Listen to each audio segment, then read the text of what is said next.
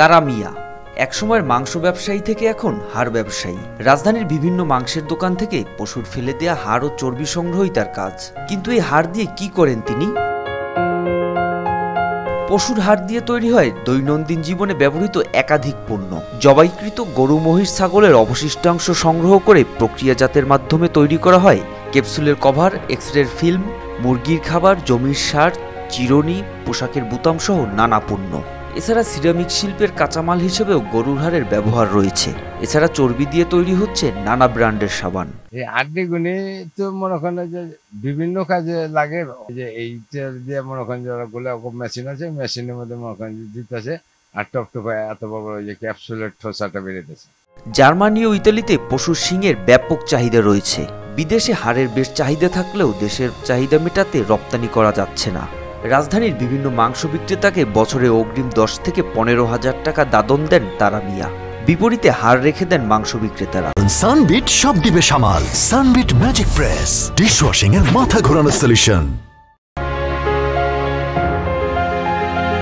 বৃষ্টি ভ্যান নিয়ে শ্রমিকরা সকাল থেকে রাত অবধি রাজধানীর বাজারগুলো থেকে এসব হাড় সংগ্রহ করে হাজারীবাগের এই কারখানায় জড়ো করেন। কারখানায় এসব হাড় শুকিয়ে 8 বা 10 টন পরিমাণ একত্রিত করে পাঠিয়ে দেওয়া হয় বিভিন্ন ঔষধ কোম্পানিতে। আর কোম্পানিগুলো থেকেও মিলছে না তেমন সাড়া। তাই ব্যবসায় মন্দা যাচ্ছে হাড় ব্যবসায়ী তারা মিয়ার।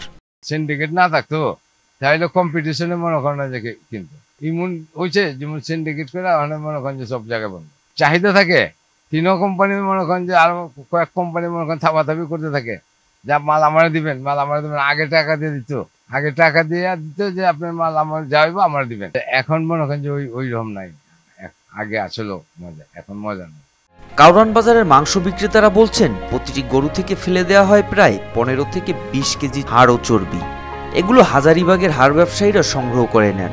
এই হাড়গুলো না নিলে দূষণ হতো পরিবেশ, বাজার পরিষ্কারে গুনতে হতো বাড়তি খরচ। হাড্ডিটা আপনার লোক আসে, ওই লোক আয়া হাজারীবাগ ওনারা নিয়ে এই জিনিসটা কাজ করে। তবু ওই হাড়টা যদি না নিত তাহলে আমাদের এখানে আরো নোংরা পরিবেশ হয়ে থাকতো। ঠিক আছে, ওটা আমাদের আরো ক্ষতি হয়ে যেত, দুর্গন্ধ হয়ে যেত। শুধু হাড় নয়, তারা মিয়া চর্বিও সংগ্রহ করেন। কসাইদের অবিকৃত চর্বি সংগ্রহ করে প্রক্রিয়াজাত করে তৈরি করা হয় তেল।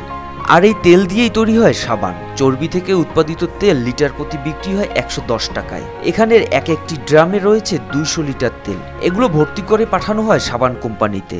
গরুর চর্বি কিনে আনার পরে মনে করেন আমার এখানে যে বাটি আছে, বাটির মধ্যে গালায় ওই যে ড্রাম ভরা হয়। ড্রামটা মনে করেন যে বিভিন্ন সাবান ফ্যাক্টরি ওরা মনে করেন আমাকে তো খরিদ করে নিয়ে যায়। হাজারীবাগে বছর জুড়ে তারা মিয়ার ব্যবসা। বাকিরা অনেকে মৌসুমী ব্যবসায়ী। তারা শুধু কোরবানির মৌসুমে হাড় সংগ্রহ ও প্রক্রিয়াজাত করেন। তবে ভালো নেই হাজারীবাগের এই হাড় ব্যবসায়ী।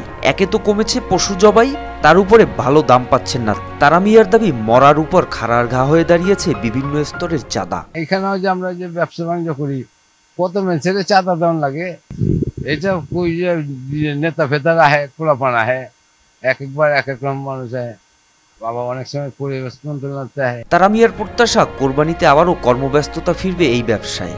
সরকারি সহায়তা পেলে উন্নত প্রযুক্তির ব্যবহারে প্রসার ঘটবে হাড়ের ব্যবসায়। মোহাম্মদ সায়েম, RTV।